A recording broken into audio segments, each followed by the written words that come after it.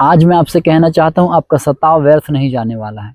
अगर आपने प्रभु यीशु मसीह के लिए किसी भी प्रकार का सताव सहा है, वो घर वालों से हो सकता है, वो परिवार वाले से हो सकता है, वो समाज वालों से हो सकता है, वो किसी संगठन से हो सकता है, किसी भी रीति से हो सकता है। लेकिन अगर आपने सताव सहा है, मैं आपसे कहना चाहता हूँ, आपका सताव व्यर्थ नहीं जाएगा। वो आपकी पीढ़ी को सुरक्षित करेगा। आमीन। मेरा विश्वास है आज प्रभु का आत्मा आपसे बातचीत करेगा यीशु मसीह के नाम में। आमीन। वीडियो में आगे बढ़ने से पहले आप सभी को जय मसीह की। मेरा विश्वास, मेरी प्रार्थना है कि आप सभी भले और चंगे हैं। आमीन। और एक छोटी सी रिक्वेस्ट, एक छोटा सा लाइक, एक सब्सक्राइब जरूर करके जाइएगा। अगर वीडियो अच्छा लगता है, आपको चीज़ें समझ आती है, तो ऐसे वीडियो को पाने के लिए और आपके एक लाइक और सब्सक्राइब से क्या होगा पता है, कि और लोगों तक के जाएगा और उनके भी फेथ को इंक्रीज करेगा। आमीन। तो मैं विश्वास करता हूँ आप एक छोटा सा लाइक और सब्सक्राइब जरूर करके जाएंगे। आमीन। तो रोमियो 12 उसके 21 पद को जब हम पढ़ते हैं, तो वहां लिखा, बुराई से ना हारो परंतु भलाई से बुराई को जीत लो। आमीन। बुराई से ना हारो। तो जब हम पर अटैक होता है, दैट मीन्स वो क्या है, एक प्रकार की बुराई है। हम प्रभु के साथ चल रहे हैं, हम अच्छाई में चल रहे हैं, पवित्रताई में चल रहे हैं। इवन आप कभी भी कोई न्यूज़ देखिएगा, कभी मैंने एक न्यूज़ नहीं पढ़ा कि किसी क्रिश्चियन ने, किसी क्रिश्चियन समुदाय ने, किसी मसीह भाई बहन ने, किसी पास्टर ने कभी भी किसी मस्जिद में जाकर के या हिंदू मंदिरों में जाकर के कभी हल्ला किया है या किसी मंदिर का तोड़फोड़ किया है। मैंने कभी नहीं सुना। पर मसीहों के साथ ही ऐसा होता है, तो करने वाला शैतान है। पर यहाँ प्रभु का वचन कहता है कि बुराई से न हारो परंतु भलाई से बुराई को जीत लो। तो खुदा के प्रियो, जब हम खड़े रहते हैं, जैसे यूसुफ खड़ा रहा, पवित्रताई में रहा, जेल में डाला गया और जेल में भी अच्छा रहा, पवित्रताई में रहा, नम्रता में रहा, प्रभु के अधीन में रहा। दानियेल के बारे में पढ़ते हैं तो निर्दोष था, फिर भी शेर की मान में डाला गया। तो प्रभु के लिए जिन लोगों ने सहा है, उनकी महिमा बड़ी है, उनकी पीढ़ी को प्रभु ने सुरक्षित किया है। तो आज मैं आपसे सिर्फ इतना कहना चाहता हूँ कि आपके जीवन में जब कोई सताव आता है, आपके जीवन में जब कोई बुराई आती है प्रभु के कारण से, देखिए बुरा करके तो किसी को सजा मिली, इसमें क्या भलाई, लेकिन अच्छा करके अगर हमको सजा मिले तो उसमें प्रभु की महिमा है। ऐसा वचन में लिखा है। तो प्रभु ने भी हम पापियों के लिए, जब हम बुराई में थे, निराशा में, हताशा में थे, बहुत सारी चीज़ों में थे नाना प्रकार की, तब प्रभु ने हमारे लिए जान दी। तो उसने जान क्यों दी, कि हम भी उसके जैसे एक नमूना लोगों के सामने रख सके। आज यीशु मसीह स्वर्ग में है, लेकिन प्रभु ने कहा मत्ती की किताब में, तुम जगत की ज्योति हो। तो ज्योति दैट मीन्स लाइट। लाइट मतलब क्या, जो उजाला देता है, लोगों को दिखाता है कि ऐसे ही ऐसा उजाला है करके, इसमें चीज़ें ऐसी है। तो आज वो भार, आज वो जिम्मेदारी हम पर है। तो आज हमारे द्वारा लोग प्रभु को देखते हैं। तो जब लोग हमको मार रहे हैं, पीट रहे हैं, चर्च को तोड़ रहे हैं, फिर भी हम हिम्मत पकड़े हुए, हिम्मत बांधे हुए हैं। आमीन। और मैं आपसे कहना चाहता हूँ, ये जो हम कर रहे हैं ना, ये व्यर्थ नहीं जाएगा। अब आप पूछिए व्यर्थ कैसे नहीं जाएगा, मैं इसको प्रूव करता हूँ बहुत अच्छे से। मेरा विश्वास है कि आज आपको बहुत मजा आने वाला है प्रकाशन। मैं आपसे कहना चाहता हूँ, कभी आपने सोचे कि प्रभु ने मनुष्य को मिट्टी से क्यों रचा? देखिए, सताव व्यर्थ क्यों नहीं जाएगा, मैं उसमें आ चुका हूँ। बड़े ध्यान से सुनिएगा, आपका सताव व्यर्थ क्यों नहीं जाएगा। तो कभी आपने सोची कि प्रभु ने हमको मिट्टी से ही क्यों बनाया? वो कुछ से भी बना सकता था, वो परमेश्वर है। वो क्या बोलते हैं, पानी से, हवा से, पत्थर को चूर करके वो कुछ से भी बना सकता था। वो शक्तिशाली है, उसका आत्मा में इतना ताकत है, वो कुछ भी कर सकता था। जब वो पानी से दीवार खड़ा कर सकता है, लाल समुद्र को डुबा के तो दीवार खड़ी कर दी थी ना पानी से, तो क्या पानी से इंसान नहीं बना सकता था? नहीं, पर उसने बनाया मिट्टी से। तो मिट्टी से ही क्यों बनाया? कभी आपने सोचा? नहीं सोचा तो आज सुन करके जाइएगा और सोचिएगा क्यों बनाया था प्रभु ने। तो देखिए, मिट्टी क्या है, सजीव। मिट्टी क्या है, सजीव। तो मिट्टी में जब हम कोई किसी चीज को बोते हैं, किसी बीज को बोते हैं, तो फल लाता है। तो कभी कभी क्या होता है, हमारे पापा, हमारे दादा बोते हैं, तो पापा ने बोया तो ये नहीं कि पापा उसका फल खाएंगे, क्योंकि पेड़ को बढ़ने के लिए, फल लाने के लिए टाइम लगता है। एक टाइम लगता है फल को पनपने के लिए, पेड़ को पनपने के लिए, फूलने के लिए, फलने के लिए। तो जब कभी दादा बोते हैं तो पापा खाते हैं, पापा बोते हैं बच्चे, नाती ऐसा खाते हैं। तो एक पीढ़ी उस कर्म का, उस बीज का फल हम खाते हैं ना। बड़ा आसान एग्जाम्पल प्रभु की दया से आपको मिल रहा है। तो देखिए, जब एक पेड़ उसका पिता लगाता है, तो उसके बच्चे, उसके नाती उसके बीज का फल खाते हैं। ठीक है। तो आपको समझ में आएगा कि मिट्टी क्या है, सजीव है। तो मिट्टी से ही परमेश्वर ने क्या रचा है, मनुष्य को रचा है। तो मनुष्य के जीवन से, मनुष्य के शरीर में, अब सोचिए, हम मिट्टी में क्या बोते हैं, मिट्टी में हम धान बोते हैं, गेहूं बोते हैं, मक्का बोते हैं, चना बोते हैं, सो मेनी थिंग्स। तो सब चीज फलती है, और उस फल को सिर्फ जो बोता है वही नहीं खाता, पीढ़ियां खाती है। हालेलुया। तो एक टाइम आता है कि वो फल फलता है। आमीन। तो वैसे ही हमारा मनुष्य का एक शरीर है, ये भी मिट्टी से प्रभु ने इसलिए बनाया। अब देखिए इस शरीर से हम कुछ चीज़ों को बोते हैं, हम लड़ाई बोते हैं, हम झगड़ा बोते हैं, हम धर्म बोते हैं, हम जाति बोते हैं, हम व्यभिचार बोते हैं, हम चुगली बोते हैं, सो मेनी थिंग। अब आप सोच लीजिएगा मेरा मैं क्या-क्या करता हूँ अपने शरीर में। हम इसी आँखों से किसी बहन का अच्छा देखते हैं, हम किसी इन्हीं आँखों से किसी बहन की इज़्ज़त को भी उतारते हुए देखते हैं, हम इन्हीं आँखों से किसी की भलाई देखते हैं, हम इसी आँखों से हीलिंग देखते हैं, हम इसी आँखों से दर्शन देखते हैं, बहुत सारी चीज़ें हम देखते हैं इन अंगों से। तो ये क्या है? शरीर है। तो मैंने जैसे बताया ना मिट्टी, तो इसलिए प्रभु ने हमको मिट्टी से बनाया कि भैया जो हम इस शरीर से बोएँगे, वो हम काटेंगे और हम नहीं काटेंगे, हमारी पीढ़ी काटेगी। आमीन। हम जो बोल रहे हैं, अगर हम इससे प्रेम बोल रहे हैं, हम सुसमाचार बोल रहे हैं, तो सुसमाचार का फल हमारी पीढ़ी काटेगी। आमीन। आप उठा करके देखिए बाइबल का इतिहास और दुनिया का इतिहास। अगर किसी पिता ने अच्छा करके गया है, तो उसके बच्चों के साथ अच्छा ही हुआ है। हालेलुया। मेरा विश्वास आपको समझ में आ रहा है। तो आज जो आप सताव झेल रहे हैं, आपको क्या लगता है आपकी पीढ़ी सिक्योर नहीं करेगा? मैं आपसे कहना चाहता हूँ यूसुफ सताव नहीं झेलता, दानियेल सताव नहीं झेलता, प्रेरित पौलुस नहीं झेलते, पूरे अपोस्तल जो 12 प्रेरित थे वो नहीं झेलते, तो क्या हम किसकी गवाही देते? तो आज जो हम जो सह रहे हैं, आज के मसीह भाई-बहन जो सह रहे हैं, क्या हमारी गवाही नहीं दी जाएगी? क्या हमारा सताव, हमारा जो सहना है प्रभु व्यर्थ जाने देगा? वचन में लिखा है वो हमारे आंसू को कुप्पी में ले लेता है। वचन में लिखा है कि अगर कोई तुमको छूता है तो मेरी आँख की पुतली को छूता है।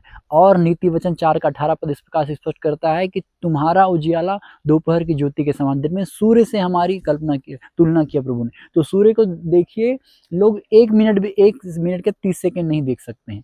तो उस परमेश्वर में कितना तेज है। और उसने कहा अगर तुमको कोई छू रहा है तो मेरी आँख की पुतली को छू रहा है। तो सोचिए कितना डेंजर काम लोग कर रहे हैं। अब आप एक राजा के बच्चे को आप मार दो, अब आपको भले पता मत हो राजा का बच्चा है नहीं है, जो भी है, लेकिन अगर वो जा करके बताएगा अपने बाप को कि पापा मेरे को उसने मारा, तो क्या राजा उसको छोड़ देगा? या ये बोलेगा कि नहीं तुम जानते नहीं थे तो तुमको क्षमा किया जाए? याद रखिए राजा के शासन में कोई क्षमा नहीं होती। लाओ, पकड़ो, डालो जेल में। आप राजा का जो राज्य करने का तरीका होता है उसको स्टडी करिएगा, आपको समझ में आएगा। तो खुदा के प्रभु मैं आपसे कहना चाहता हूँ, जो आप सताव झेल रहे हैं ना, प्रभु आपकी पीढ़ी को सुरक्षित कर रहा है। वो यूं ही नहीं जाएगा। आमीन। तो प्रभु के साथ आपके चलने का फल ये होगा कि हमारी पीढ़ी सुरक्षित करेगा प्रभु। हम धन पैसा कमा करके पता है 1 से 2 पीढ़ी सुरक्षित कर सकते हैं, लेकिन जब हम प्रभु के साथ चलते हैं, हम ईमानदारी में चलते हैं, हम सेवा में चलते हैं, तो वचन सिखाता है वो हमारी हजारों पीढ़ी को सुरक्षित करता है। तो आपकी छोटी-छोटी चोट, आपका घर टूटना, मैं आपसे कहना चाहता हूँ प्रभु आपके बच्चों को महलों में रखेगा। पृथ्वी में ही नहीं, स्वर्ग में ही नहीं बल्कि पृथ्वी में भी आपके बच्चे महलों में रहेंगे। आज जो चर्च तोड़ रहे हैं, प्रभु देखना उनकी पीढ़ी को क्या करेगा। और आप अपनी पीढ़ी को देखना। इस वीडियो को सेव रखना, मेरा विश्वास है सालों-साल रहेगा। तो ये बातें आपको 2-3 साल बाद समझ में आएगी। 2-3, 4 साल, 5 साल बीतेंगे तो आज का वीडियो मैं उस समय भी रिवील करूँगा कि मैंने कभी ये बात कही थी। तो मसीह का एक प्रेरित होने के नाते मैं आपको एक प्रेरणा देना चाह रहा हूँ प्रभु की आत्मा से। देखिए जब मैं देखता हूँ वीडियो सताव होते तो मेरे को भी तकलीफ होती है, गुस्सा हमको भी आता है। और मैं आपसे कहना चाहूँ जिसको ज़्यादा गुस्सा है उनको भेजो इधर फ़ौज में, इधर गर्मी दिखाएँगे लोग।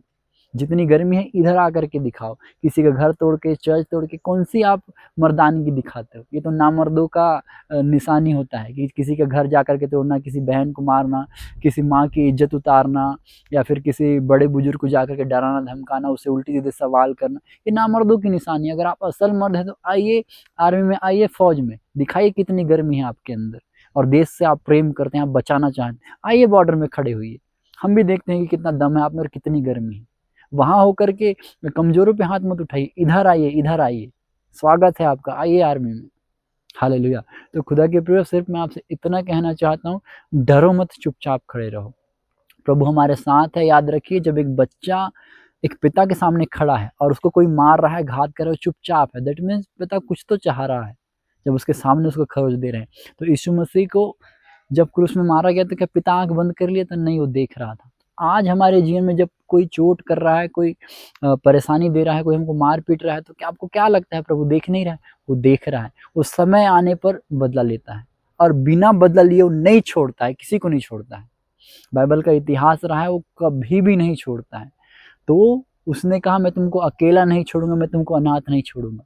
तो पवित्र आत्मा भी अब हमारे साथ है, हमारे चर्च में पवित्र आत्मा, हमारे जीवन में पवित्र आत्मा है। तो वचन में लिखा यीशु मसीह के खिलाफ भी अपराध क्षमा किए जाएंगे, लेकिन आत्मा के खिलाफ किया गया अपराध क्षमा नहीं किया जाएगा। तो जब हमको लोग मार रहे हैं ना, तो पवित्र आत्मा से पंगा ले रहे हैं। अब सोचिए कितना खतरनाक है वचन। वचन में लिखा परमेश्वर के हाथों में पड़ना भयानक है। तो जो लोग कर रहे हैं ऐसा, मेरे को कभी-कभी डर लगता है कि प्रभु इनका क्या करेगा? इनका ही नहीं, इनकी पीढ़ी का प्रभु क्या करेगा? तो हम सबको, जैसा वचन में मैंने कहा था रोमियो 12 के 21 पद में, कि बुराई से भलाई को जीत लो। वहीं पर लिखा है, थोड़ा 1-2 पद ऊपर आएँगे तो, कि जो तुमको सताते हैं उनको श्राप मत दो, उनको आशीष दो, उनके लिए प्रार्थना कर। तो सिर्फ़ हमारे हद में इतना है, आज आपको जो दुःख है मैं समझ सकता हूँ अच्छे से, मेरा परिवार भी सताव झेलता है, मेरी मम्मी-दीदी बहुत कुछ उल्टी-सीधी बातें सहते हैं। मैंने भी बहुत कुछ सहा है, आज भी कभी-कभी होता है। पर हमको चुप रहना, हमको सिर्फ़ प्रार्थना करना। अगर हम बिगड़ गए तो फिर क्या होगा? हम किस मुँह को लेके प्रभु के सामने खड़े होंगे? गुस्सा आता है, तकलीफ आती है, थोड़ी देर लगता है इसको मार-काट के फेंक दूँ, पर नहीं, ये हमारा नेचर नहीं है। हमारे प्रभु ने क्रूस में भी कहा कि हे पिता इनको तू क्षमा कर। तो हमको अच्छा लगे, ना लगे, हमारा मन करे, ना करे, उस यीशु मसीह के बलिदान को हमको याद रखना है। उसने क्षमा किया। उसने कहा प्रभु ये नहीं जानते क्या कर रहे हैं। तो हमको भी क्षमा करना है, क्योंकि वो नहीं जानते हैं कि वो लोग क्या कर रहे हैं। मेरे को तरस आता है जब मैं लोगों को देखता हूँ। तो सिर्फ़ खुदा के प्रियो, आपके हाथ में वचन है, आपके हाथ में बाइबल है। मैं आपसे मसीह के प्रेरित होने के नाते सिर्फ़ उस दया को स्मरण कराता हूँ, जिसने अपने कपड़े को निर्वस्त्र होकर के सब ख़त्म किया। अपनी इज़्ज़त को इज़्ज़त नहीं रखा, अपनी हड्डी को हड्डी नहीं, अपनी माँस को माँस नहीं, अपने लहू को लहू नहीं रखा और हमारे लिए दे दिया। तो क्यों ना उस अनुग्रह को याद करें और थोड़ी-सी चोट सह लें हम और चुपचाप खड़े रहें। ये नहीं है कि हम बदला नहीं ले सकते, हम बिल्कुल बदला ले सकते हैं। इवन अगर हम मसीह लोग बदला लेने आ जाए ना, तो एक भी नहीं बचेगा फिर, क्योंकि हम में जो पावर है, एक पवित्र आत्मा का पावर और एक हमारा पावर। फिर वो निर्बल को बलवान बनाने में टाइम नहीं लेता है। तो डोंट वरी, खड़े रहो चुपचाप। कुछ समय है, प्रभु हमको अगर सताव में रखा है, तो कोई न कोई वो चाह रहा है कि कुछ न कुछ अच्छा निकल कर के आए। और आप देखिएगा, जहाँ भी सता हुआ है, एक अद्भुत बेदारी आई है। तो आपका दुःख, आपका तकलीफ, आपका बेदारी का कारण है। एक माँ को जब इस दुनिया में एक बच्चे को लेकर के आना होता है, तो प्राण देने तक के वो लड़ती है। तो जब आप लड़ रहे हो, तो कहीं न कहीं आत्मिक बच्चे पैदा हो रहे हैं। हालेलुया! हम कभी इसको अच्छे से सीखेंगे, जो माँ वाला टॉपिक है। तो मेरा विश्वास है कि आप डरेंगे नहीं, खड़े रहेंगे और मसीह के प्रेरित होने के नाते एडवांस में आपको कांग्रेचुलेशंस कहता हूँ कि आपका सताव आपके बच्चों के लिए, आपके घर के लिए, आपके आने वाली पीढ़ी के लिए एक महिमा का कारण बनेगा। आमीन। आज की बात को आप कहीं दीवार में ठोक करके लिख करके रखिएगा कि मेरा सताव मेरा, मेरे बच्चे का, मेरी पीढ़ी का महिमा का कारण बनेगा। आमीन। प्रभु आपके आँसुओं को जब कुप्पी में रखता है, तो आपके खून को, आपके चोट को सोचिए वो कहाँ रखेगा।